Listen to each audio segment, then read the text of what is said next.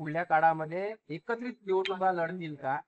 काय राहुल गांधीशी तुमची चर्चा झाली? काय नेमकं महाराष्ट्राला पुढे नेण्याच्या दृष्टीने काँग्रेस कशा पद्धतीचे प्रयत्न करेल? आता पुढच्या निवडणुकांच्या वेळ आहे, त्याच्यापेक्षा जे काही आता निवडणुकांमध्ये जे गोंधळ निवडणुका झाला तो विषय आमच्यासाठी महत्वाचा आहे आणि महाराष्ट्राच्या जनतेचं हित आम्हाला महत्वाचं आहे. तेच मुद्दे घेऊन निवडणुकांच्या पद्धतीची चर्चा आज करण्यापेक्षा निवडणूक आयोगालाच व्यवस्थित कसं करता येईल, लोकांच्या मताचं संरक्षण कसं करता येईल हा प्रश्न काँग्रेससाठी महत्वाचा. तर 8 दिवस होत आहे, सरकार स्थापन होत आहे. दुसरीकडे अर्थमंत्रीपद अजित पवारांना मिळणार असल्याची चर्चा सुरू आहे. तर एकनाथ शिंदे गृहमंत्री पदावर अडून बसलेल्या गृहमंत्रीपद आणि उपमुख्यमंत्री पद या म्हणजे 2 नंबरच्या पदासाठी एकनाथ शिंदे अडून बसल्याची चर्चा आहे. त्यामुळे ते नाराज होऊन दरेगावला गेल्याची एक चर्चा सुरू आहे. काय सांगा? मला त्या विषयावर चर्चा करायची नाही. एक गोष्ट आहे की हे जनतेच्या मताने निवडून आलेलं सरकार नाही, त्यांना जनतेची काळजी नाही, म्हणून मनिंदा कोणत्या खात्यामध्ये जास्त मिळतं त्याच्यावर या तिघांचा सध्या ओढताण चालू आहे.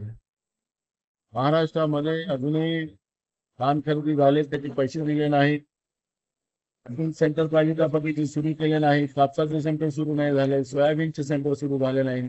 शेतकऱ्यांच्या आत्महत्या मोठ्या प्रमाणात वाढत चाललेल्या आहेत, बेरोजगारांचे प्रश्न मोठ्या प्रमाणात वाढत चाललेले आहेत, महागाई झपाट्याने वाढायला लागलेली आहे.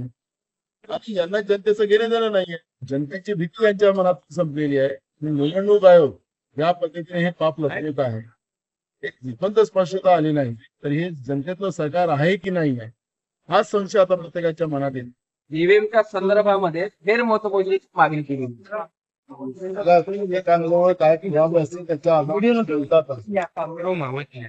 जी काही आम्ही काँग्रेस निवडणुका मांडलेली आहे, निवडणूक आयोग झालेल्या मतदानाच्या बद्दलची स्पष्टता का देत नाही?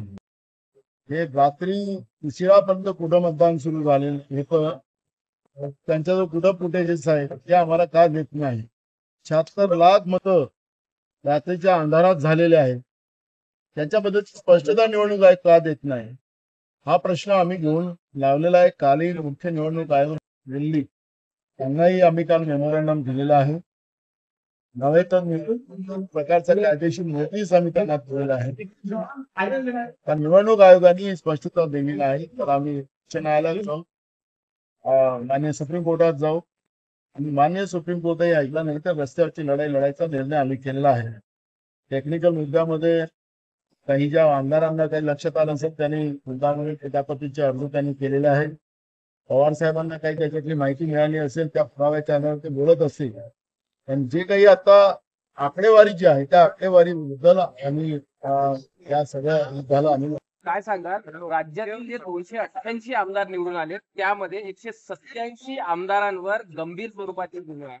त्यामध्ये भाजपाचे 93 आमदार आहेत, शिवसेना शिंदे गटाचे 38, राष्ट्रवादीचे 20, शिवसेना ठाकरेचे 8, 5 आमदार शरद पवार गटाचे आहेत. काँग्रेसच्या एकाही आमदारावर अशा पद्धतीचे गुन्हे नाही. विशेषतः 118 आमदारांवर महिला अत्याचार, खून, भ्रष्टाचाराचे गुन्हे आहेत. काय सांगा? आता तुम्ही ज्या आकडेवारी सांगितली त्याच्यात भाजपच 1 नंबर आहे. आता यांचं जे पार्टी विथ द डिफरन्स अशी जी कहाणी जी भाजप नेहमी बनवायची, तर हा पार्टी विथ द डिफरन्स आहे. महिला अत्याचारातले सगळ्यात जास्त आमदारांना म्हणजे जास्त उमेदवारांना तिकीट देऊन त्यांना आमदार करण्याचं काम त्या लोकांनी केलेलं आहे. त्यामुळे त्यांचा असली चेहरा जो आहे वो आता याच्या निमित्तानं स्पष्ट होत आहे की गुंडाईझम हाच भाजपचा मूळ पाया आहे आणि गुंडाईझमच्याच आधारावर सत्ता घ्यायची आणि तिथून भ्रष्टाचार करायचा आणि राज्य लुटायचं आणि देश लुटायचा ही जी परंपरा आता भाजपने केलेली आहे त्याच्याच गती आहे. 92 आमदारांवर गंभीर स्वरूपाचे जे गुन्हे आहेत त्याच्यातून स्पष्ट होतं.